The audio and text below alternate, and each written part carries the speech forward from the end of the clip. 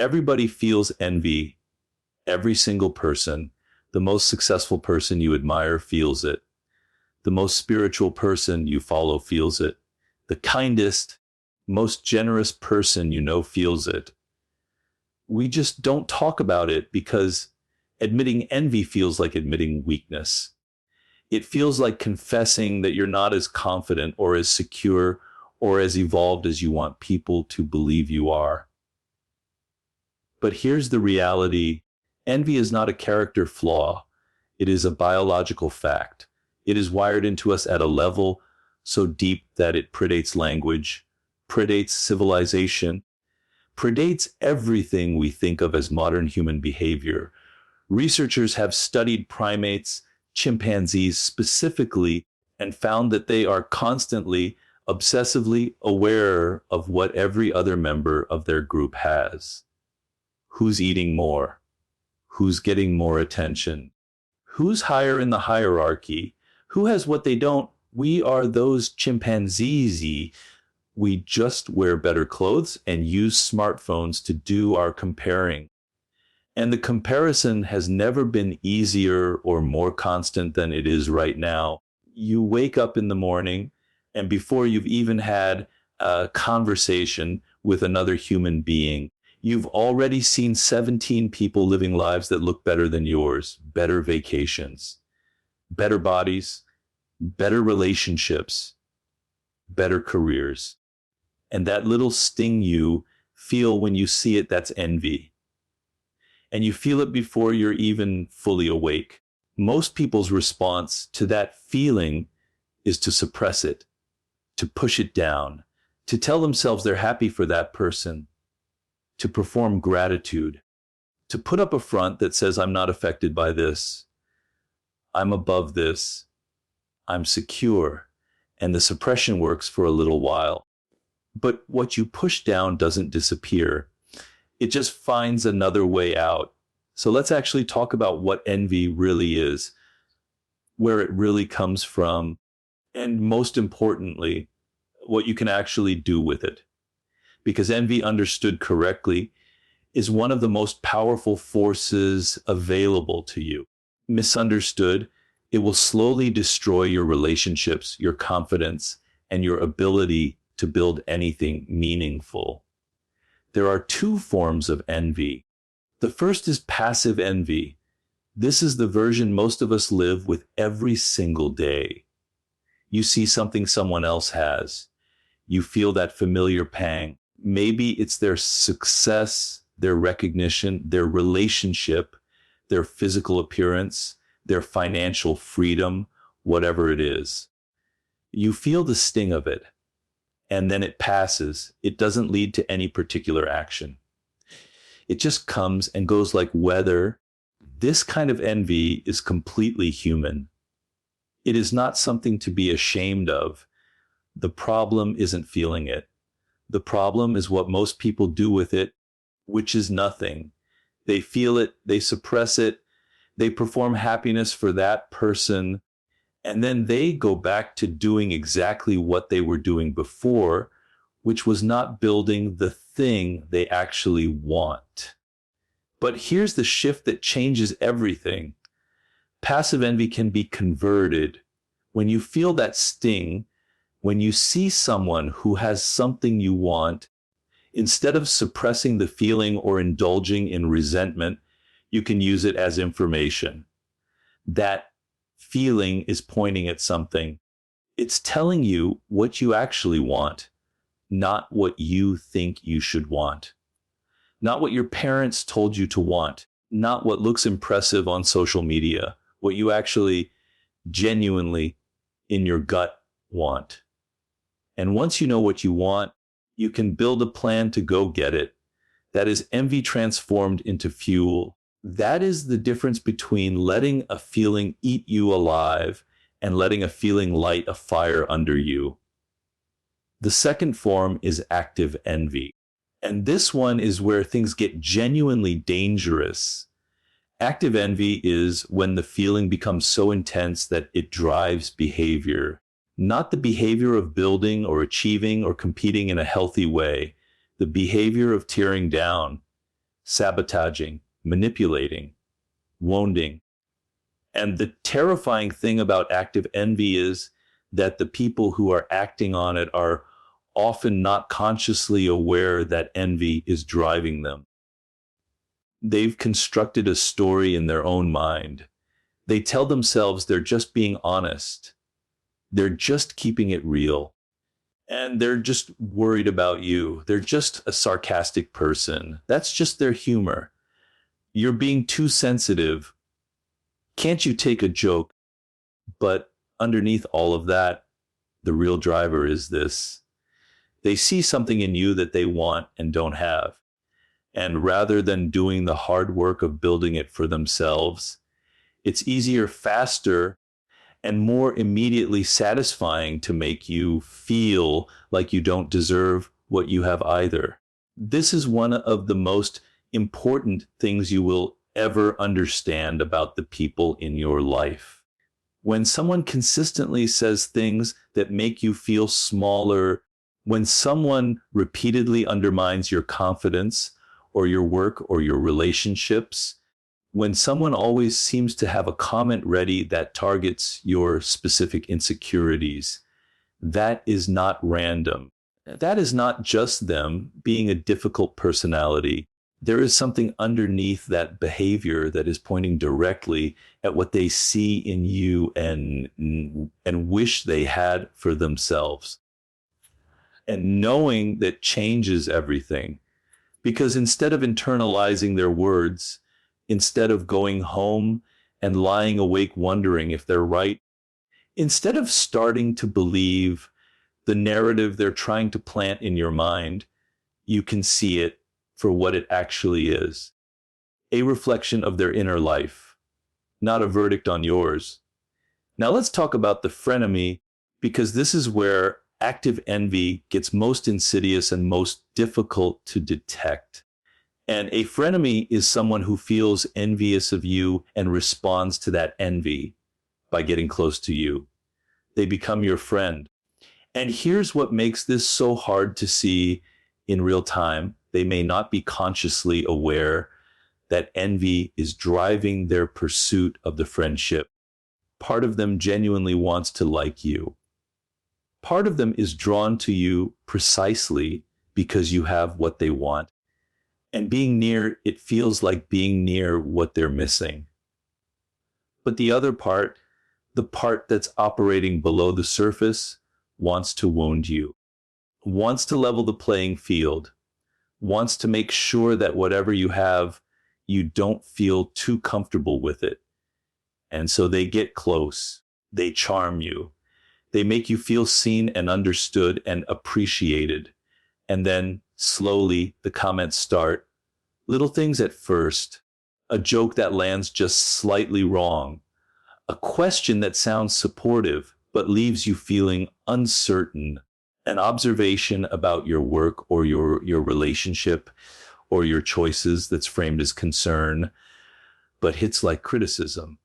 And because this is your friend, your first instinct is to assume it's your fault. Maybe you're being too sensitive. Maybe they have a point. Maybe you should reconsider. That self-doubt is exactly what they're creating. And the reason you can't see it clearly is because the friendship itself is functioning as camouflage. One of the clearest signals that someone is pursuing friendship out of envy rather than genuine connection is the speed of the pursuit. Real friendship develops slowly. Real trust is built over time through repeated interactions, through seeing someone handle difficulty with integrity, through watching how they treat other people, through gradual mutual vulnerability. Nobody earns real trust in two conversations. But someone who is driven by envy doesn't have time for that slow process. They need to get inside your life quickly so they can get access to the thing they want. And so they accelerate everything. They tell you you're amazing immediately. They want to spend every weekend with you. They want to introduce you to all their friends. They want to be your best friend before you've had a chance to see who they actually are. And that urgency, that rushing of intimacy, is a signal. It's not how real connection works. When you see it, slow down. Let time do what time does. Character reveals itself. You just have to be patient enough to watch. Now, here's where we need to flip this conversation completely. Because everything we've been talking about, the envy in other people, the frenemies, the active undermining, none of it can really hurt you if you understand the most important principle in all of human dynamics. It's not personal. I know that sounds almost offensive when you're in the middle of it. When someone has said something that cut you to the bone, or when someone you trusted has betrayed you, or when someone has gone out of their way to undermine something you worked incredibly hard to build, being told it's not personal feels like being dismissed, like your pain isn't real. But what it actually means is this: the behavior that's hurting you is not primarily about you. It's about them, their history, their wounds, their fears, their unresolved experiences that have nothing to do with who you are or what you've done. People are walking around carrying enormous amounts of emotional weight from their past, ones from childhood, patterns formed in early relationships, traumas that shaped how they see the world and their place in it. And when they encounter something in the present that triggers those old wounds, they react. And whoever happens to be standing nearby gets the impact of that reaction. You are not the cause. You are the trigger. And there is a massive difference between those two things. When you go around assuming everything is personal, you are giving every person in your life an enormous amount of power over you. Every cold glance, every missed message, every critical comment, every moment of distance becomes evidence that something is wrong with you. And you are constantly adjusting yourself, shrinking yourself, contorting yourself to manage what other people might be feeling about you. That is an exhausting way to live. And it's based on a false premise. The moment you genuinely internalize that most of what people do and say is a projection of their own inner world, you get your power back, not because nothing matters anymore, but because you can finally start choosing what to let in and what to let pass through. You can stop carrying weight that was never yours to carry. Now, let's go deeper. Because understanding other people is only one dimension of this. The other dimension, and arguably the more important one, is understanding yourself. Here is something that most people never do, and it costs them enormously. They go through their entire lives without ever really asking who they are underneath everything that's been layered on top of them, underneath the identity their parents built for them, underneath the persona they've constructed for social media, underneath the role they play at work, in their friendships, in their family. Who are they actually? What do they actually want? What genuinely drives them? What are they genuinely afraid of? What patterns keep repeating in their relationships and why? What do they keep telling themselves they'll deal with later? Most people don't ask these questions because the answers are uncomfortable. It's easier to stay busy. It's easier to stay distracted. It's easier to keep scrolling, keep consuming, keep going through the motions of a life without ever stopping long enough to examine whether it's actually the life you want to be living. But when you don't know who you are, you have no anchor. And without an anchor, everything that happens to you feels like it could sink you. Every rejection feels definitive. Every failure feels like proof. Every criticism lands as a verdict.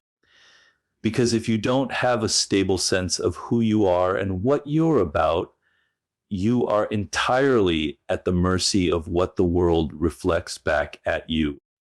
And the world is not a reliable mirror. The world reflects back whatever it's in the mood to reflect on any given day. Your boss might be in a terrible mood because of something that happened in his marriage, and take it out on how he evaluates your work. Your friend might be going through a period of deep insecurity and respond to your success with subtle hostility. Social media might be having one of those days where everyone else's life looks like a highlight reel and yours looks like a rough draft. None of that is reality. All of it feels like reality when you have no anchor. So how do you build the anchor? You start by doing something that most people spend their entire lives avoiding. You get honest with yourself, not brutally self-critical, not performatively humble, genuinely, clearly, compassionately honest about who you actually are, your real strengths, your real weaknesses, your real patterns, your real desires. The gap between who you present yourself as and who you actually experience yourself to be when no one is watching. That process of self-examination is uncomfortable. It will show you things you'd rather not see. It will reveal patterns you'd rather not acknowledge. It will make you responsible for things that feel easier to blame on other people. But on the other side of that discomfort is something extraordinary: clarity. When you are clear on who you are, you stop being confused by other people's behavior. You stop guessing yourself every time someone gives you pushback. You stop abandoning your instincts because someone else is more confident in their opinion than you are. You stop shrinking to fit into spaces that were never designed for someone like you. You become, for the first time, genuinely free. Now let's talk about something that almost nobody talks about honestly when it comes to building a life that actually means something to you: the role of failure. We live in a culture that is obsessed with success and allergic to failure. We celebrate the arrival and skip over the journey. We see the finished product and project backwards, assuming it was always heading somewhere, that the person always had it figured out, that the path was clear even when it wasn't. It almost never is. Every person who has built something real has been through periods where nothing was working, where the path they thought they were on turned out to be a dead end, where the skill they were developing wasn't finding an audience yet, where the people around them had quietly started to assume it wasn't going to work out, where their own inner voice, the one that had told them to keep going, had gotten very small and very quiet. Those periods are not detours. They are the path. They are where the real building happens, the building of character, of resilience, of genuine skill, of the kind of deep knowledge that only comes from having tried something, had it not worked, understood why, adjusted, and tried again. The person who only ever wins never develops the inner resources to sustain anything real. Because life is not only going to give you wins. And when the inevitable difficulty arrives, if you have no experience navigating failure, you will fold. Not because you're not capable, but because you never built the muscle. Failure builds the muscle. And here's the thing about failure that most people miss when they're in the middle of it. It is almost never as definitive as it feels in the moment. In the moment of failure, everything feels conclusive, like a door closing permanently, like evidence of a fundamental limitation, like the world confirming what you secretly feared about yourself. But most of the time, It's just information. It's feedback. It's the process of elimination that eventually leads you toward what actually works, what actually fits, what you're actually meant to do. The people who accomplish remarkable things are not the ones who never failed. They are the ones who failed repeatedly and kept going anyway, not because they were delusional, but because somewhere underneath all the doubt and the frustration and the disappointment, they had a sense that they were still heading somewhere, that the failures were chapters and not the conclusion. Now, this brings us to something that is at the core of everything we've been talking about. The question of purpose, of knowing what you're here to do, of understanding the specific, unreplicatable combination of traits and inclinations and strange passions that make you you and nobody else. Every single person on this planet is born with a DNA that will never exist again. Not in the past, not in the future. The exact configuration of genes and experiences and early relationships and formative moments that shaped who you are has never happened before and will never happen again. You are, in the most literal biological sense, a one-time occurrence. And that uniqueness is not just a beautiful idea. It is your actual competitive advantage. It is the source of everything that could make your work irreplaceable, your perspective invaluable, your contribution something that no one else could make in quite the same way. But most people spend their lives running away from their uniqueness instead of toward it. They sand down the edges. They fit themselves into molds. They imitate people who are successful and wonder why the imitation never quite works. They hide the things about themselves that feel too strange or too specific or too unlike what seems to be working for everyone else. And in doing so, they abandon the only thing they actually had that no one else could replicate. The thing that feels weirdest about you and the thing you're most uncertain about putting out into the world because it doesn't look like everything else out there, that thing is not a liability. That is the whole game. That is where your power actually lives. And the people who will try to talk you out of it, who will suggest you should be more like this or less like that, who will tell you your approach is too different or too risky or too unconventional, those people are almost always, consciously or not, threatened by what makes you different. Because what makes you different is a reminder of what they haven't developed in themselves. So here's what all of this comes down to: a set of things that are simple to understand and genuinely difficult to practice. Know yourself. Actually know yourself. Not the version you perform for other people. The real thing. Your real patterns, your real desires, your real fears, your real purpose. Sit with the discomfort of that examination until it becomes clarity. That clarity is the most valuable thing you can possess, because everything else, every relationship, every career decision, every response to difficulty flows from whether or not you have it. Stop taking other people's behavior personally. Most of what people do is about them, their history, their wounds, their unresolved inner conflicts. When you stop absorbing it as if it's about you, you reclaim enormous amounts of energy that were being spent on managing and processing and reacting to things that were never really directed at you in the first place. Recognize envy in yourself and in others for what it actually is.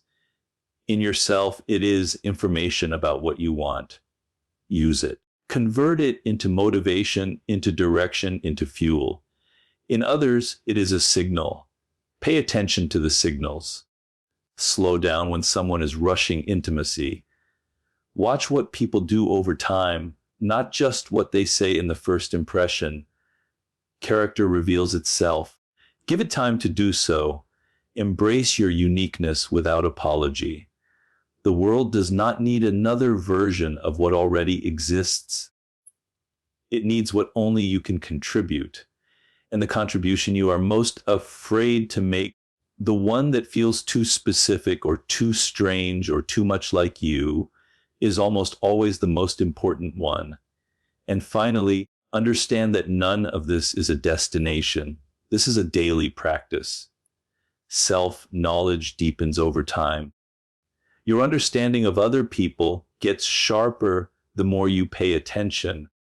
Your ability to convert envy into fuel gets stronger the more you practice it. Your relationship with your own uniqueness becomes more confident the more you lean into it and survive the vulnerability of doing so. You are not going to get this all figured out at once. No one does. The most accomplished, most clear-eyed, most genuinely powerful people in the world are still in the process, still working on it, still discovering new layers of themselves, still finding new ways that old patterns show up in new situations. The work is never finished, but the work is also the point, because a life spent genuinely trying to know yourself, genuinely trying to understand others with clarity and compassion, genuinely trying to contribute something that only you could contribute, that is not just a strategy for success. That is a life well lived.